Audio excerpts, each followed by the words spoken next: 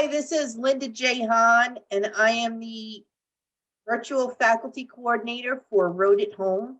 I'm here on Road TV to bring you an interview with one of our faculty members. And today we have Lynn Koolish. Lynn, how are you? I'm good, or as good as can be expected, all things considered. Yeah, right? Yeah, You're in San Francisco. I'm in Berkeley, so we're right across the bay from San Francisco. Okay, it looks a little cold there. It's been a little chilly in the morning, but by afternoon it warms up, and it's been actually quite nice lately. Cool. We were Okay, actually how about telling us a little bit about yourself? I see that you have 5 books. I'm sorry, say again? You have 5 books? I do. I've either written or co-written 5 books, and one of them is called Fast, Fun, and Easy Fabric Dyeing, because I love doing fabric dyeing. One of them is a book on color it's designed for kids, but it's really for anybody. It's called The Wonderful, Colorful Wonder Wheel of Color. And then I've worked on a couple of books that involve inkjet printing on fabric. So using your photos. So what do you apply those dyeing techniques and stuff in your style of quilting? I do. Well, you can see behind me, I've been playing with ice dyeing lately. I like using my own fabrics. I think there's nothing wrong with using commercial fabrics, and obviously people do amazing things, but for some reason I feel like things are more my own when I'm able to use my hand dyed fabrics. And so sometimes I use just hand dyes, sometimes I mix commercial fabrics and hand dyes, and sometimes I do just, I use commercial fabrics as well. Now, how would you describe your style of quilting? Like improv, artsy? I know it's definitely not traditional. It's not traditional. I would describe it, I consider them to be art quilts. I primarily make things that are designed to hang on the wall. But in terms of style, I like experimenting. I don't think there's things that I make where somebody would, how sometimes you look at a quilt and you go, oh, so I know so-and-so made that. You probably wouldn't do that with my quilts because I like to try so many different things. Oh, wow. And are you bringing some of those things to your classes at Road at Home? Of course. So the 3 piecing classes I'm teaching, they're all based on improv style of teaching, and they all kind of approach it from a slightly different direction. And my process of teaching is basically to share with my students what I know and give them some examples, and then turn them loose and let them follow their own inclinations. So sometimes they'll make something that looks similar to the samples I've been showing, and sometimes they don't, and I think that's great. So there's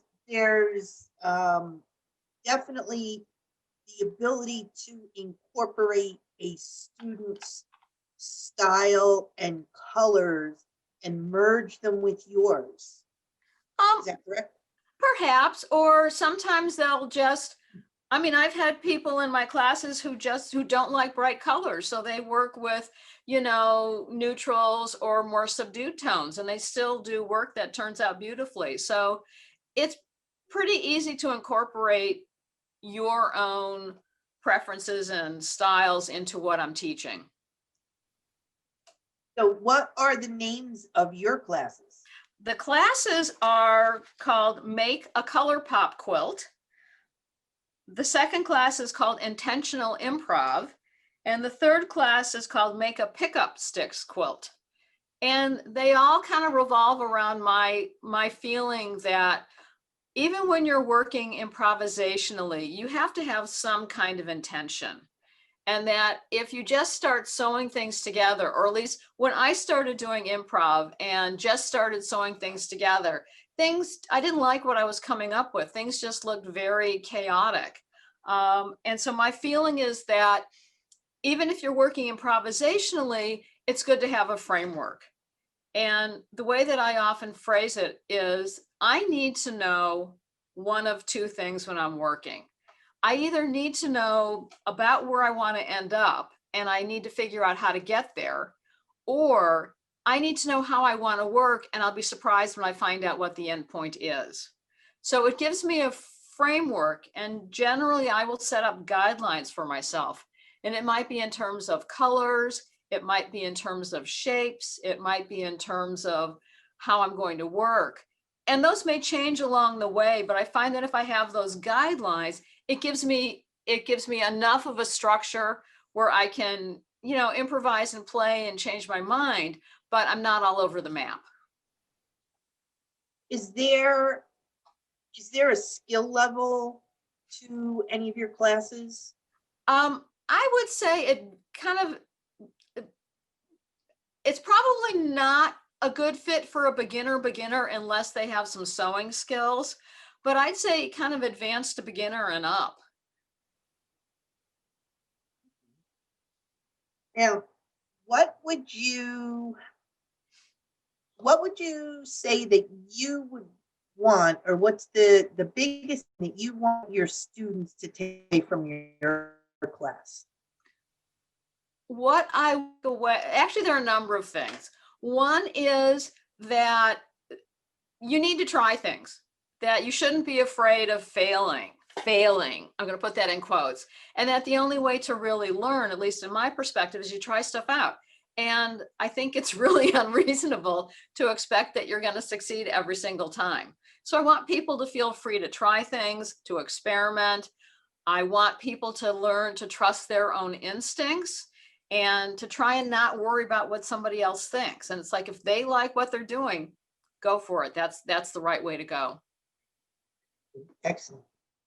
Now, what do you think about how COVID is affecting our quilting community?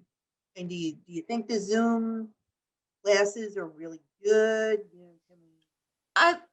Obviously, there's advantages and disadvantages. The advantages of having all these online classes is that I think it makes it easier for people to take a class. It's, you don't have to travel, you don't have to pack up all your stuff. You can work in your own sewing room, your own studio, which I think is great. But obviously what you're missing is that in-person, ability to interact. But I think it has broadened a lot of options for people and for teachers. And what do you miss the most? Oh, being able to hug people. that in-person, energy that you get. Yeah. What have you been working on during your COVID? One of the things I've been playing with is something, I want to say it's something I don't teach because it's hard to teach, but there's this really cool product called TAP, which is transfer artist paper. And it's an iron-on transfer paper that you run through your inkjet printer.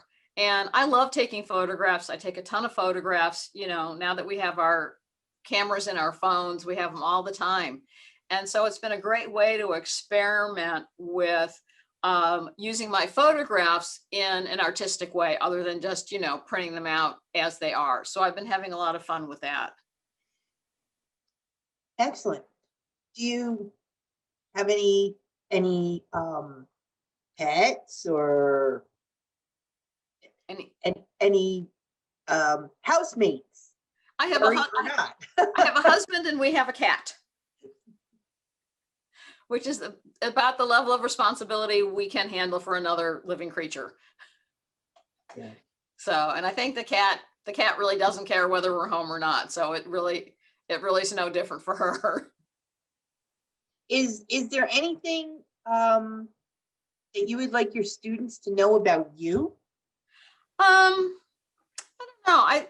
I guess one of the more interesting parts of my quilting background is that I worked at C&T Publishing as an editor for almost 20 years.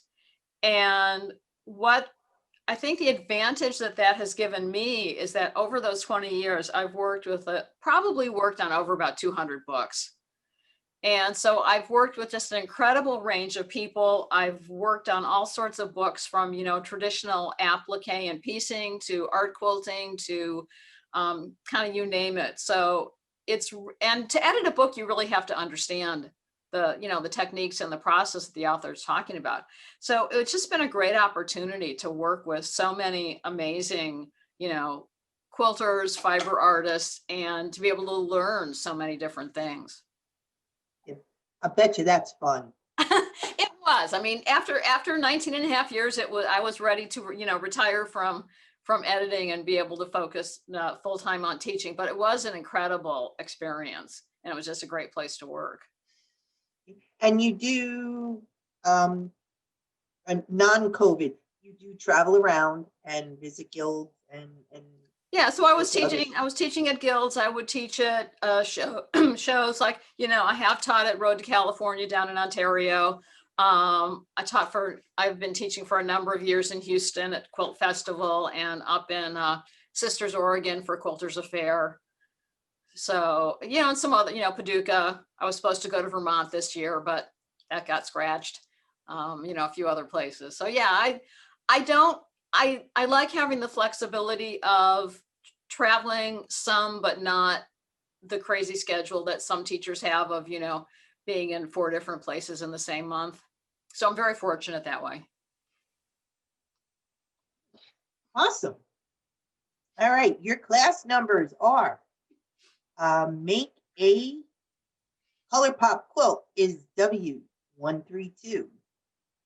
Intentional improv sticks is F128. Make a pickup is S121. So if you're interested in joining Lynn and participating in some of her classes, you'll go to the Road at Home website and you'll search her, Lynn Koolish, Koolish, and you'll have a list of all of her classes that you can sign up on. And do you have a website? I do. It's lynnkoolish.com. And I'm also doing a lecture on Wednesday morning called Make Design Principles Work for You. And that's a great introduction to using design principles if it's something you're kind of new to. And that is WL04.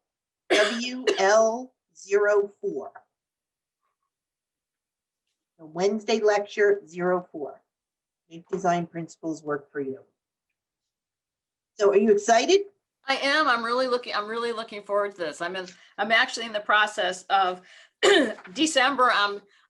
What I found, and people I've talked to who have been teaching virtually, is that when doing these Zoom classes, it's really important to still be able to see up close the hands-on, how-to stuff.